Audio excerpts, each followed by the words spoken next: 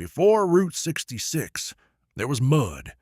That is the simplest way to understand why this road exists. In the early 1920s, the United States had millions of automobiles and almost no reliable way to drive them across the country. Outside the cities, most roads were dirt. In spring, they turned to mud so deep it swallowed wheels. In summer, they were dust. In winter, many were simply impassable. If you wanted to drive from Chicago to Los Angeles, you pieced together a route from local roads, wagon trails, and guesswork. There was no numbering system, no consistent signage, no guarantee the road you were on would connect to another road at the state line. This was the problem that a businessman in Tulsa, Oklahoma, set out to solve. His name was Cyrus Stevens Avery. Born in Pennsylvania in 1871, Avery had moved to Oklahoma as a young man and built a career in oil, real estate, and farming. He was a practical man who understood something that many in government did not. The automobile was going to change everything, and the country that built the roads first would prosper. Avery served as chairman of the Tulsa County Commission, and then as Oklahoma's State Highway Commissioner starting in 1922.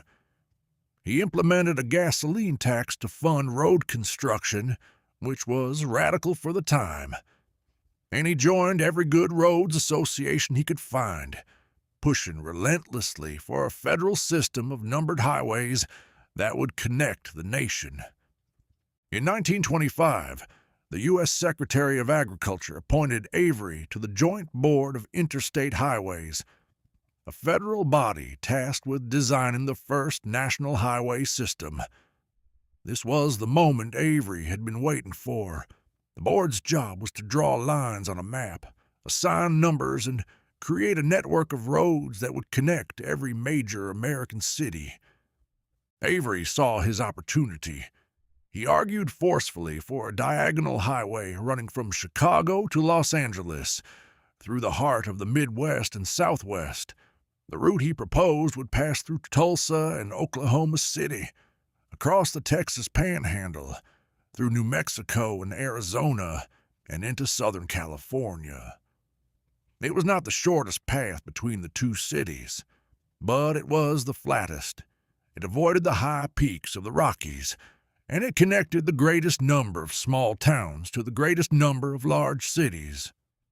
Avery understood that a highway was not just a way to get from one place to another. It was an economic engine.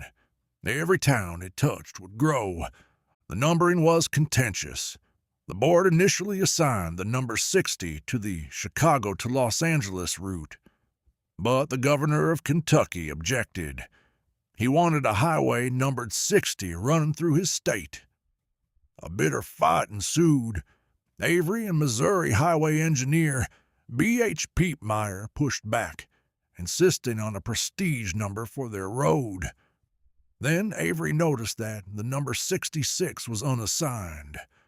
On April 30th, 1926, from the Colonial Hotel in Springfield, Missouri, Avery and Piepmeyer sent a telegram to federal officials. They would accept 66. The number stuck. On November 11, 1926, the American Association of State Highway and Transportation Officials formally approved the new federal highway system. Route 66 was official. It ran 2,448 miles through 8 states, from the shores of Lake Michigan to the Pacific Ocean. But being official and being drivable were two different things. In 1926, most of Route 66 was still unpaved. It would take more than a decade to finish the job. Illinois was first, completing its paving by 1927. The last state to pave its section was Arizona, which didn't finish until 1937. In the meantime, Avery founded the U.S. Highway 66 Association in 1927 to promote the route and push for its completion. He coined the nickname Main Street of America, and it caught on. Cyrus Avery never became as famous as the road he created. He ran unsuccessfully for governor of Oklahoma in 1934. He worked for the WPA during the Depression. He retired from business in 1958 and died in California in 1963. Largely forgotten, but the road he fought for, the road he numbered 66 in a hotel in Springfield because the number sounded catchy, went on to become the most famous highway in the world. Today, a bronze sculpture in Tulsa's Cyrus Avery Centennial Plaza depicts the Avery family in a Model T, heading west on the road he built. The father of Route 66, forever on his way somewhere. In the spring of 1935, a wall of dirt rose from the plains of the Texas Panhandle and turned the sky black. The cloud was so thick that people in Chicago, over 1,000 miles east, found dust on their windowsills the next morning. They called it Black Sunday, and it was just one of hundreds of dust storms that struck the Great Plains during the 1930s. The storms were the result of decades of aggressive farming that had stripped the prairie grass from the topsoil. When the rain stopped, as they did for nearly a decade, the earth simply blew away. The Dust Bowl destroyed the livelihoods of hundreds of thousands of farming families across Oklahoma, Texas, Kansas, and the surrounding states. Their crops died, their livestock starved, their land, mortgaged to banks that wanted nothing to do with worthless soil, was repossessed. Families who had worked the same fields for generations suddenly had nothing, and so they loaded what they could carry onto whatever vehicle would still run. Mattresses strapped to the roof, cooking pots rattling in the trunk, children in the back seat, a suitcase, a quilt, a family Bible. They pointed the car west and they drove. The road they took was Route 66. Route 66 became, almost overnight, the primary artery for the greatest internal migration in American history. Between 1930 and 1940, an estimated 3.5 million people left the Great Plains states. A significant portion of them traveled Route 66 to California, where they had heard there was work in the fruit orchards, the cotton fields, and the factories of the booming West Coast economy. The reality they found was often brutal. California communities resented the influx of displaced workers. They were called Okies, regardless of what state they came from, and the term was an insult. They were paid starvation wages, housed in squalid camps, and treated as less than human by the communities that depended on their labor. In 1939, John Steinbeck published The Grapes of Wrath, a novel that followed the fictional Joad family from their devastated farm in Oklahoma to the promised land of California. Much of the book takes place on Route 66. Steinbeck wrote the most famous description of the road ever put to paper. 66 is the path of a people in flight, refugees from dust and shrinking land, from the thunder of tractors and shrinking ownership. 66 is the Mother Road, the road of flight. The name Mother Road entered the American vocabulary and never left. Steinbeck's novel was controversial. Oklahoma banned it. California growers attacked it as communist propaganda, but it won the Pulitzer Prize and helped turn public opinion toward the migrants. When John Ford adapted it into a film in 1940, starring Henry Fonda, the story reached an even wider audience. The migration along Route 66 was not a brief event. It continued through the late 1930s and accelerated during World War II, when California's defense industries drew even more workers west. Route 66 carried them all. The road that Cyrus Avery had designed to bring commerce to small towns became, during the darkest chapter of the Depression, a lifeline for families with nowhere else to go. Today, you can drive the same stretch of Route 66 through the Texas Panhandle and western Oklahoma and feel the emptiness that those families faced. The land is flat, the sky is enormous, the towns are small and far apart. In the ghost town of Glen Rio on the Texas-New Mexico border, you can stand among the abandoned buildings and imagine a family in a loaded-down jalopy, exhausted, scared, and California still hundreds of miles away. The road remembers. Route 66 was built for ordinary Americans, but it didn't take long for the extraordinary ones, the ones running from the law, to figure out that a paved highway running diagonally across 8 states was the perfect escape route. The 1930s were the golden age of the American outlaw. The Depression had ravaged the country.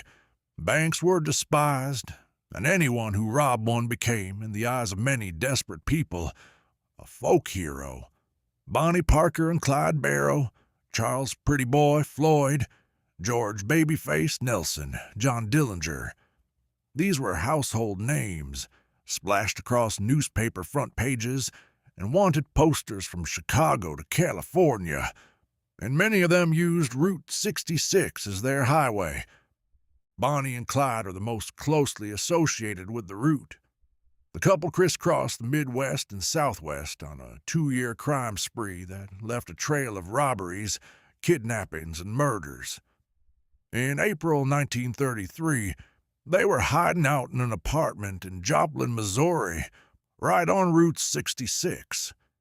Police received a tip and raided the apartment. A shootout erupted. 2 officers were killed.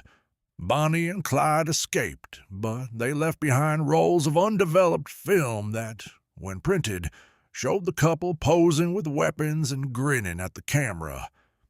The photographs were published in newspapers nationwide and turned Bonnie and Clyde into the most famous criminals in America. The Joplin apartment still stands and is now a small museum. Pretty Boy Floyd was Oklahoma's most notorious outlaw. Born in the Cookson Hills, Floyd became a bank robber during the Depression and was, for a time, public enemy number 1 on the FBI's most wanted list. He used the roads of eastern Oklahoma, including stretches of Route 66, to move between hideouts.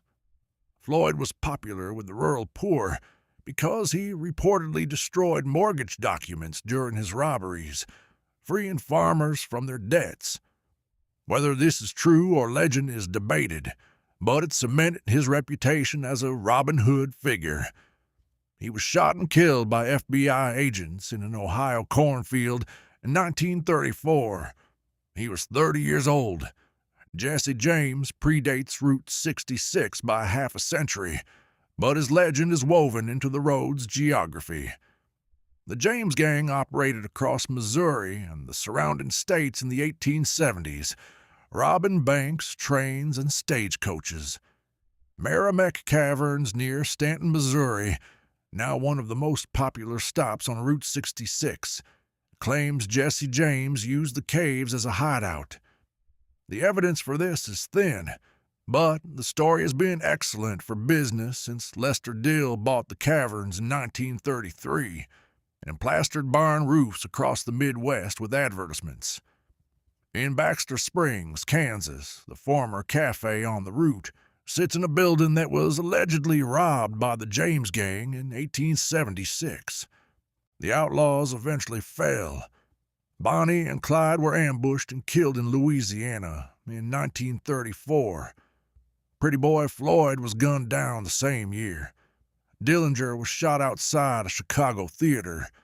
The era of the celebrity bank robber was over, but the roads they drove, the towns where they hid, and the stories they left behind became part of Route 66's mythology. The Mother Road was never just about families and diners and neon signs. It was also about speed, desperation, and the thin line between folk hero and criminal. The war was over. The soldiers were home. America had money, factories humming at full capacity, and a hunger for something it had been denied for 15 years of depression and war. Fun. The automobile, which had been a necessity during the Depression and a ration luxury during the war, became the symbol of a new American freedom. And Route 66, already famous from the Dust Bowl and the Grapes of Wrath, became the stage on which that freedom played out. The 1950s transformed Route 66 from a highway into a culture. The neon sign was the central artifact of this transformation. Before the war, neon had been used sparingly. After it, neon exploded. Motels, diners, gas stations, drive-in theaters, and every other business along Route 66 competed for the attention of drivers, hurtling past at 50 miles an hour. The solution was to build signs so bright, so tall, and so creative that you could see them from a mile away. The result was an arms race of light. The Blue Swallow Motel in Tucumcari put up a neon swallow that glowed blue and pink against the desert sky. The Munger Moss in Lebanon, Missouri, lit up an enormous sign visible from the highway. Motels shaped their entire buildings to catch the eye. The Wigwam Motel built concrete teepees. The Coral Court in St. Louis built its rooms with rounded, streamlined walls that looked like something from the future. Every town on Route 66 became a gallery of electric color. The diners were just as inventive. Drive-in restaurants where a waitress in a uniform brought your food to the car window on a metal tray became the dominant form of roadside eating. The experience was fast, informal, and perfectly suited to a country in love with its automobiles. Why get out of the car when the car is the whole point? Gas stations evolved, too. The plane filling stations of the 1920s gave way to elaborate themed buildings. Stations shaped like teepees, airplanes, and giant bottles. Phillips 66, which shared a number with the highway, became one of the most visible brands in America, its shield-shaped signs lining Route 66 from one end to the other. The Motor Court, later called the Motel, was the accommodation of choice. Unlike the grand hotels of the cities, motels were designed around the car. You pulled up, parked outside your door, and walked directly into your room. No lobby, no bellhop, no formality. It was democratic, affordable, and perfectly American. By the mid-1950s, there were thousands of motels along Route 66, each one trying to outshine its neighbors with bigger signs, better pools, and more outrageous architecture.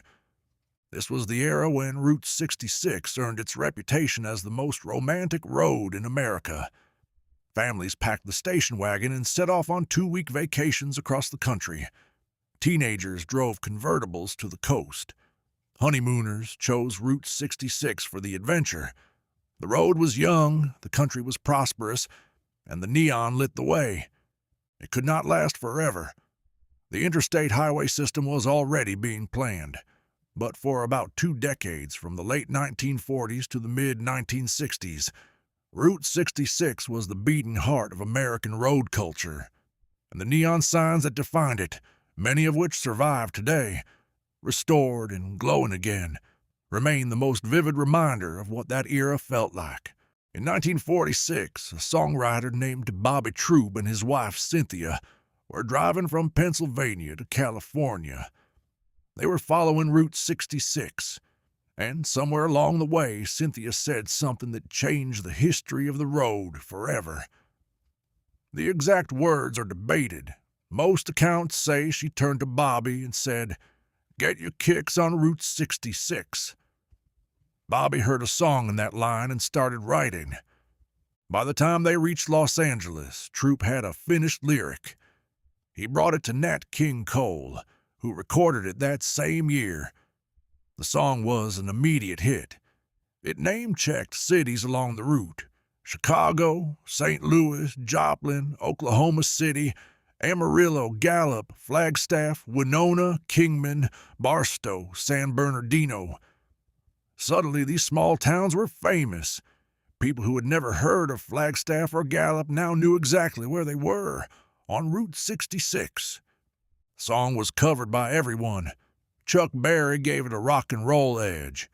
The Rolling Stones recorded a version in 1961 that introduced Route 66 to a British audience and helped spark the European fascination with the road that continues today.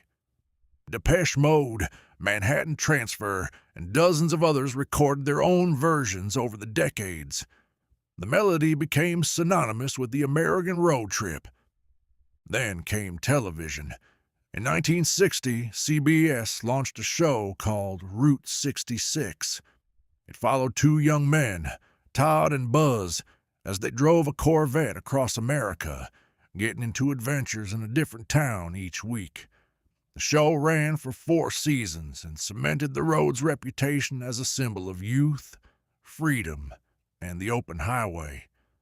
It also incidentally made the Chevrolet Corvette the unofficial car of Route 66, an association that persists to this day. The Pixar movie Cars in 2006 brought Route 66 to a new generation. The filmmakers drove the entire route during their research, visiting towns like Galena, Kansas, and Seligman, Arizona. The fictional town of Radiator Springs was inspired by the real communities they found, places that had been bypassed by the interstate and were fighting to survive. The film's message that the journey matters more than the destination was drawn directly from conversations with Route 66 locals. Since the film's release, thousands of families have driven Route 66, specifically because their children wanted to see the real Radiator Springs. Bobby Troup died in 1999. By then, his song had been recorded in dozens of languages and had become one of the most covered songs in the history of popular music. He never expected the lyric his wife tossed off in the passenger seat to define a highway for the next 80 years. But that is exactly what happened. Route 66 was already important before the song. After the song, it was immortal. The logic was simple. Interstate highways were wider, straighter, and faster. They bypassed small towns entirely, allowing drivers to cover hundreds of miles without stopping. For the federal government, which was thinking about national defense and efficient commerce, interstates were the obvious future. For the towns along Route 66, they were a catastrophe. The interstates came in stages. I-55 replaced Route 66 from Chicago to St. Louis. I-44 took over through Missouri and Oklahoma. I-40 covered the long stretch from Oklahoma City through Texas, New Mexico, and Arizona. I-15 and I-10 carried traffic into Los Angeles. Town by town, the traffic disappeared. Motels that had been full every night suddenly sat empty. Diners that had served hundreds of meals a day served dozens, then closed. Gas stations boarded up. Neon signs went dark. The last town on Route 66 to be bypassed was Williams, Arizona, in 1984. On October 13th of that year, Interstate 40 opened its final segment around Williams, and the last functioning stretch of Route 66 was officially redundant. The following year, on June 27, 1985, Route 66 was formally decommissioned. The signs came down. The number was removed from the highway maps. Route 66 officially no longer existed, but a barber in Seligman, Arizona, had other ideas. Angel Delgadillo had watched his town die when the interstate bypassed it in 1978. He lost most of his customers. His neighbors lost their businesses. The buildings along Main Street went quiet, but Delgadillo didn't accept it. In 1987, he organized a meeting that led to the creation of the Historic Route 66 Association of Arizona, the first organization dedicated to preserving the old road. The movement spread. Within a few years, every state along Route 66 had its own association. The preservationists lobbied state governments to designate the old road as a historic highway. They pushed for signs to be erected, guiding travelers back to the original route. They worked to restore the motels, diners, and gas stations that had survived. The National Park Service got involved, creating the Route 66 Corridor Preservation Program. In 1999, President Clinton signed the National Route 66 Preservation Bill, providing federal funding for conservation efforts. The revival was slow, and it is still ongoing. Many businesses and buildings were lost forever, but the ones that survived are thriving. The Blue Swallow in Tucumcari is booked months in advance. The Wigwam Motel in Holbrook is as popular as it was in 1955. The neon signs that once went dark have been restored and relit. Towns that were dying now welcome visitors from around the world. In 2026, Route 66 turns 100. The centennial celebrations span all 8 states, and the road that was supposed to die in 1985 has never been more alive. Angel Delgadillo, who retired from barbering in 2022 at the age of 95, lived to see the road he saved become a global icon. The interstates are still there, carrying their endless stream of traffic from city to city. But the old road, the mother road, is still there too. And it is full of people who chose the slower path, the more interesting path, the path with stories at every stop. In Oklahoma, Route 66 traverses land that was designated as Indian Territory in the 1830s, when the U.S. government forced the Cherokee, Chickasaw, Choctaw, Creek, and Seminole nations from their homelands in the southeastern United States. The forced march, known as the Trail of Tears, killed thousands. The survivors were resettled in what is now Oklahoma, where they rebuilt their nations. When Route 66 was built a century later, it cut directly through these lands. The Cherokee Nation, one of the largest tribes in the country, maintains a strong presence along the Oklahoma stretch. The Cherokee Nation, Anna Mitchell Cultural and Welcome Center in Vinita, offers free admission and shares tribal art, artifacts, and recorded stories. In Claremore, the Will Rogers Memorial Museum honors a man who was both a Cherokee citizen and one of the most famous Americans of his era. Rogers used his platform to advocate for Native rights and to challenge the stereotypes that mainstream American culture projected onto indigenous people. His legacy is a reminder that the Native American story along Route 66 is not only one of loss, but also of resilience, creativity, and influence. In Chelsea, Oklahoma, Ed Galloway's Totem Pole Park represents a different kind of cultural engagement. Galloway, a non-native folk artist, spent 11 years building concrete totem poles as a tribute to Native American cultures. The park is listed on the National Register of Historic Places and draws thousands of visitors. Its legacy is complex, a sincere gesture of admiration that also raises questions about cultural representation and who gets to tell whose story. In New Mexico, Route 66 passes through Pueblo lands that predate European contact by centuries. The Pueblo of Laguna, near the route between Albuquerque and Grants, is one of the oldest continuously inhabited communities in North America.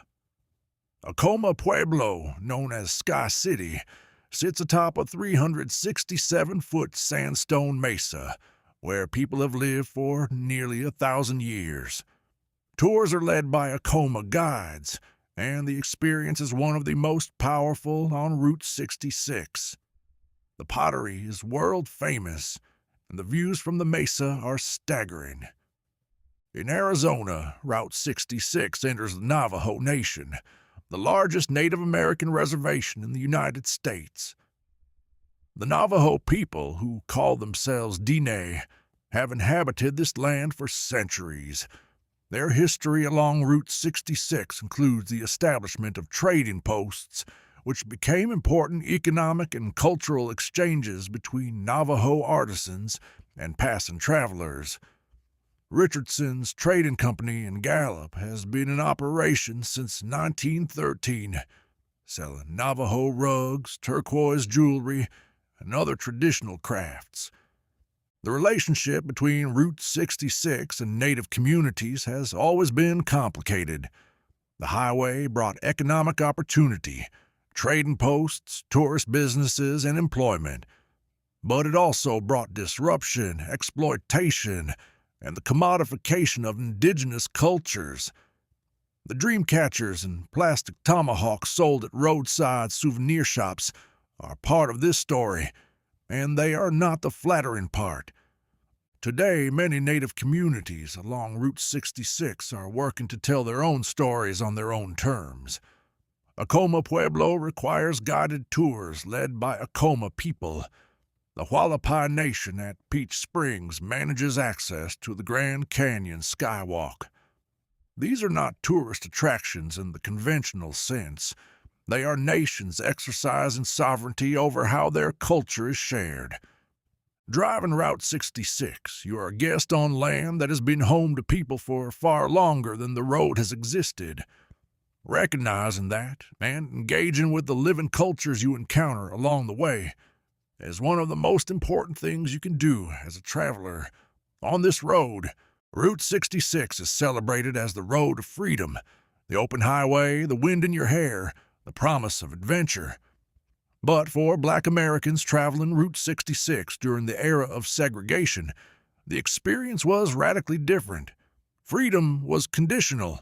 Adventure came with danger, and the most important item you could carry in your car was not a map. It was a small green book. The Negro Motorist Green Book was published annually from 1936 to 1964 by Victor Hugo Green, a black postal worker from Harlem, New York.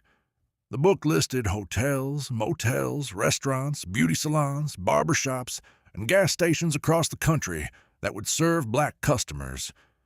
Its slogan was, "Vacation without aggravation."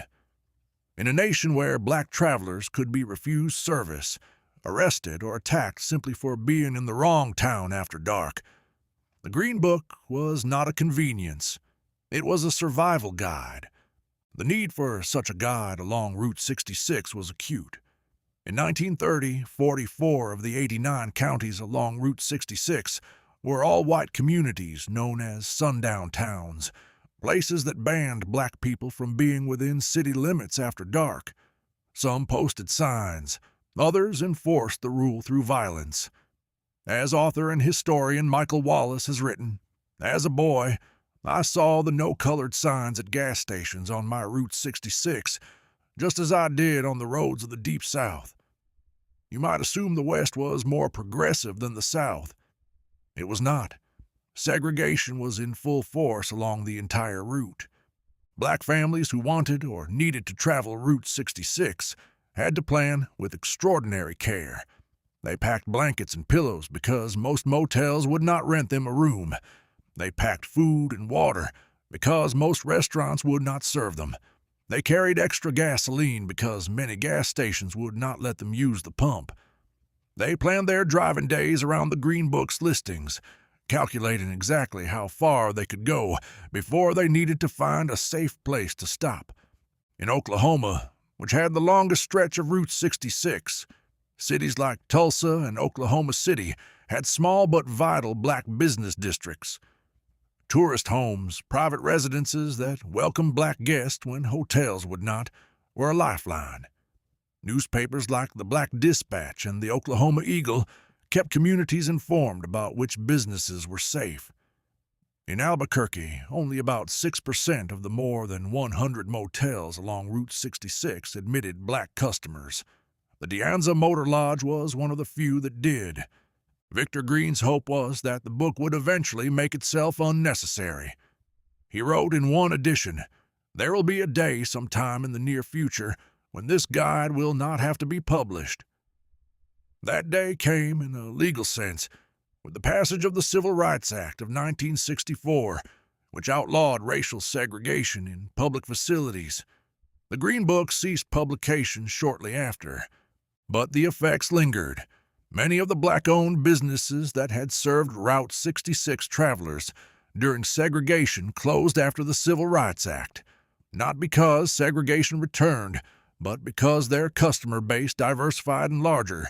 Formerly whites-only businesses absorbed the traffic. Researcher Candace Taylor, who documented Green Book sites along Route 66 in partnership with the National Park Service, found that more than half of the 250 Green Book sites listed in the 1960s along Route 66 are now gone. This is a history that Route 66 nostalgia often overlooks. The golden age of the Mother Road, the neon signs and happy families and convertibles, was golden primarily for white Americans. For black Americans, the same road was a gauntlet of hostility, humiliation, and real physical danger. The Green Book made it survivable. The people listed in its pages, the motel owners, the restaurant operators, the families who opened their homes to strangers, were performing acts of courage and community that deserve to be remembered alongside the neon and the diners. When you drive Route 66 today, you are driving a road where everyone is welcome. That is a recent development. Less than 60 years ago, it was not true. Understanding this, carrying this knowledge with you as you pass through the same towns and stay in the same motels, does not diminish the joy of the trip. It deepens it. It makes the road real, and it honors the people who fought, quietly and daily, to make the freedom of the open road available to everyone.